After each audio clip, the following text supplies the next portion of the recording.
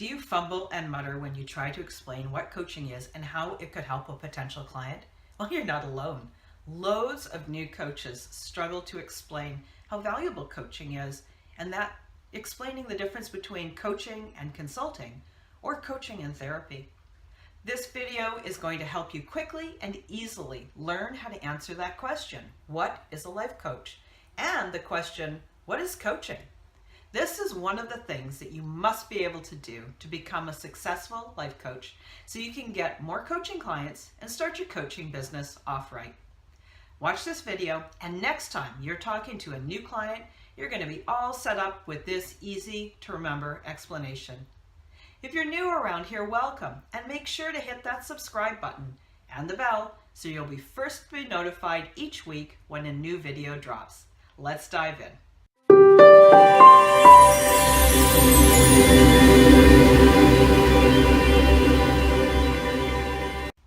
Hi, it's Candy Motzek, founder of Step Into Success Now and author of Say Yes to Your Best Life, 31 Days to Clarity, Confidence, and Success. I teach and mentor service businesses like coaches and wellness practitioners, healers, and consultants to say yes and step into the life and business they crave.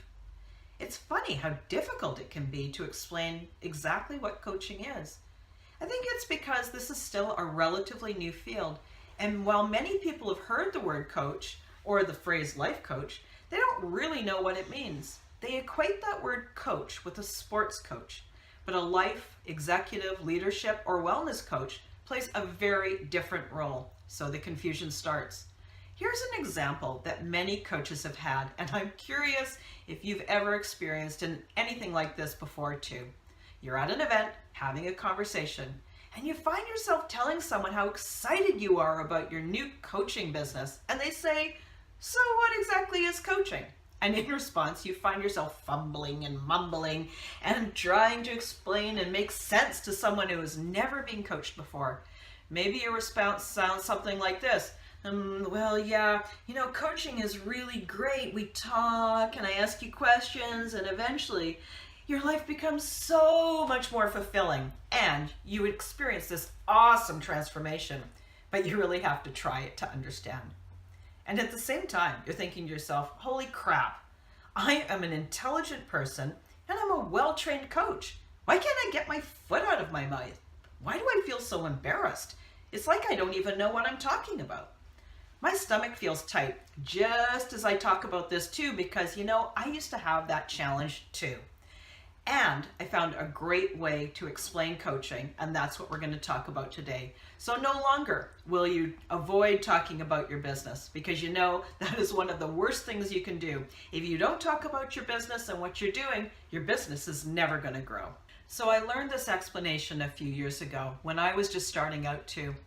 It was freely shared with me, and I want to share it with you also. If you like it, make it yours. We'll use the example of someone who wants to learn how to ride a bike. If you go to a therapist to learn how to ride a bike, you might find yourself sitting in a chair, looking at the bike with your therapist. You might talk about all the times that you tried to ride in the past and how it just never quite worked. You would feel upset as you remember repeatedly falling off that bike and how you used to skin your knees. It was embarrassing and painful, and your friends would laugh at you and tease you, and eventually you just gave up. So now you avoid bikes all the time. In fact, when you see one, you turn around and you just walk away.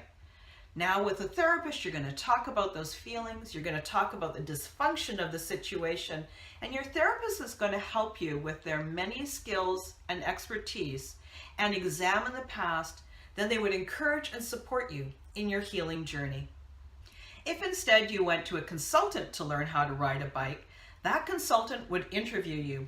They might ask you, how do you want to ride and where do you want to go? Do you want to be on trails or in the city? And why do you want to ride? Do you want to ride for exercise or commuting? Then they would take the bike away and analyze it. They might even take it apart and examine every aspect. They would return with a comprehensive report that shows you all of the specifications you need to ride that bike optimally. The report will tell you what speed you need to be going to change gears, what gear you should be when you're going up a hill, the safety equipment you need for all the activities, and the preparations you need to make. How do you want to bet? How do you want to dress for riding? If it's rainy or sunny or windy. It would be a very detailed report, written based on their research and their expertise. Now, let's see what would happen if you engaged a coach to help you to learn how to ride a bike. The coach might begin by finding out more about you and your goal. What is it about riding that excites you, they might ask. They will help you get more in touch and more motivated to start and persevere. Then you will stand side by side with your coach at the bike. You're the one holding the bike and eventually sitting on the seat. Then, with the coach's encouragement, you're going to learn to push forward and try it out. They will reassure you and ask you some questions. How's it going? How are you feeling? What feels good? What's challenging? And at the end of your session, you will have chosen some actions to do. These actions are the ones that you feel most enthusiastic about, so you feel pretty solid in them. During your next coaching session, the coach is going to ask you, so how did it go? How was the practice? What was good? What wasn't? What did you learn? And soon, you're going to find yourself back on that bike again. It's time for more practice. You are even more determined to learn. And with your coach cheering you on as you wobble and eventually get up to speed, you're going to eventually ride off. I encourage you to take this metaphor, make it yours. And so the next time you're talking to a new client, you're going to be set up with this easy to remember explanation.